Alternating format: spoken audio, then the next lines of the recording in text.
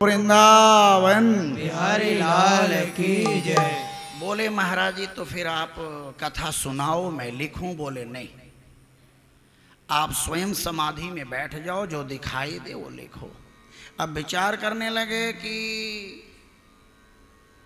मैं कथा सुनाऊं तो कोई राइटर चाहिए लिखने के लिए, तो गणेश जी को आवाहन किया। गणपति नु मना लइए, गणपति नु मना लइए, गौरा दे जाए नु असी शीस झुका लइए,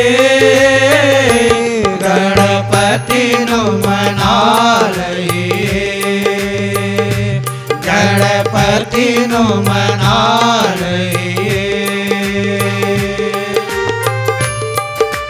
जय हो।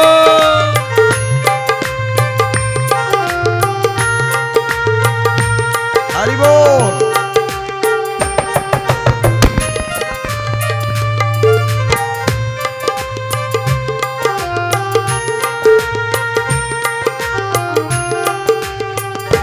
तेरा रूप सलोना है, गौरा दखिलौना है, तेरा रूप सलोना है, गोरा दखिलौना है, तेरा रूप सलोना है, गौरा दखिलौना है, तेरा रूप सलोना है, गोरा दखिलौना है, हर काम करे पूरे हर काम करे तोरे, आओ सगन मना लइए, आओ सगन मना लइए,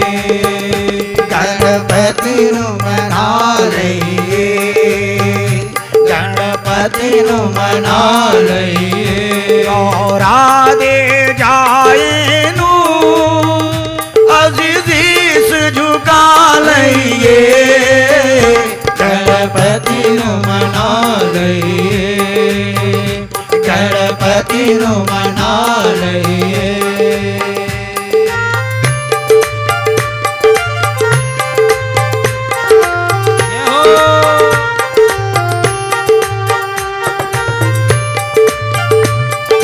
हरि बोल।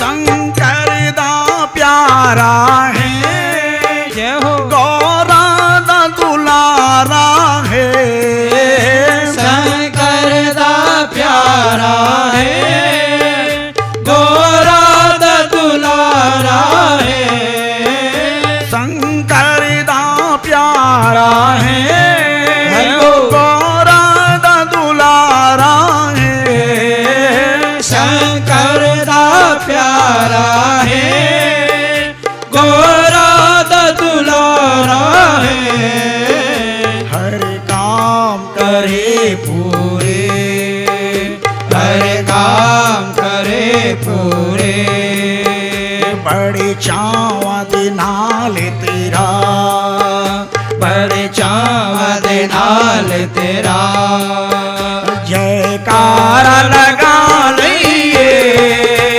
जयकारा लगा लइए, गणपति नु मना लइए, गणपति नु मना लइए। गणेश जी आ गए झट। कहिए महाराज जी।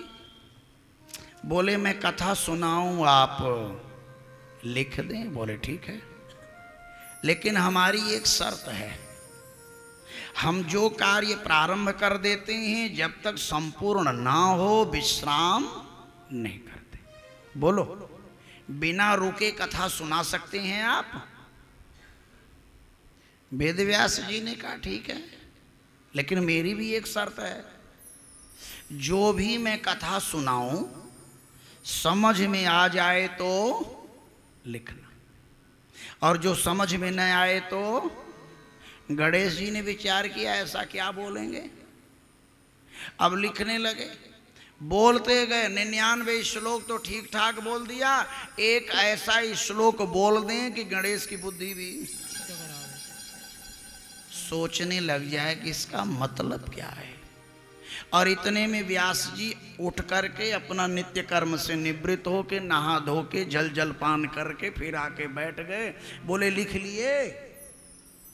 बोले भाई ये बात मेरी समझ में, जैसे राजा चित्रकेतु की 1 करोड़ रानियां थी।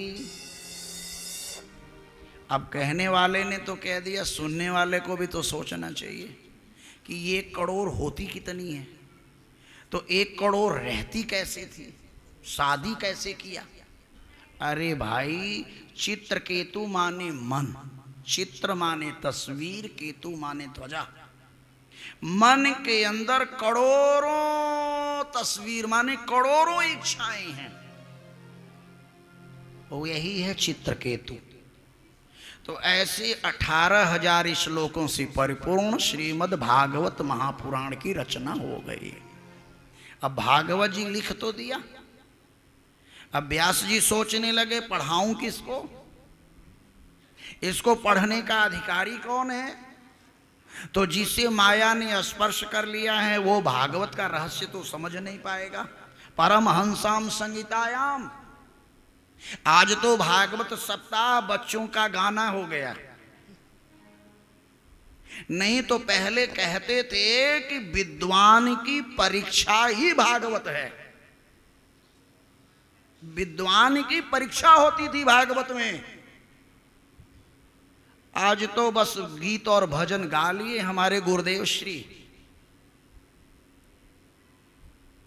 परम विभूषित अनंत श्री विभूषित स्वामी दीनदयाल जी महाराज कहते हैं हमारे गुरुदेव श्री कि अब भागवत सप्ताह नहीं भजन सप्ताह होता है। भागवत तो सिर्फ नाम रह गया, सिर्फ भजन सप्ताह रह गया। भागवत तो परमहंसाम संगीतायाम, परमहंसों की संगीता है। इसे सुनाने वाले हैं सुखदेव, जिसके कमर पे करधनी नहीं, लंगोट पहनने का सवाल नहीं पैदा होता। और सुनने वाला है परीक्षित, जिसकी मृत्यु 7वें दिन निश्चित है। प्रेम से बोलो श्री राधे श्री राधे श्री राधे। तो ऐसा तो मेरा बेटा सुखदेव है, अगर सुखदेव घर आ जाता तो मैं उसे भागवत पढ़ा देता। लेकिन सुखदेव जी घर आए कैसे? जन्म के समय जिन्होंने कह दिया कान खोल के सुन लो, तुम हमारे पिता नहीं, मैं तुम्हारा पुत्र नहीं, ऐसे सुखदेव घर आए तो आए कैसे?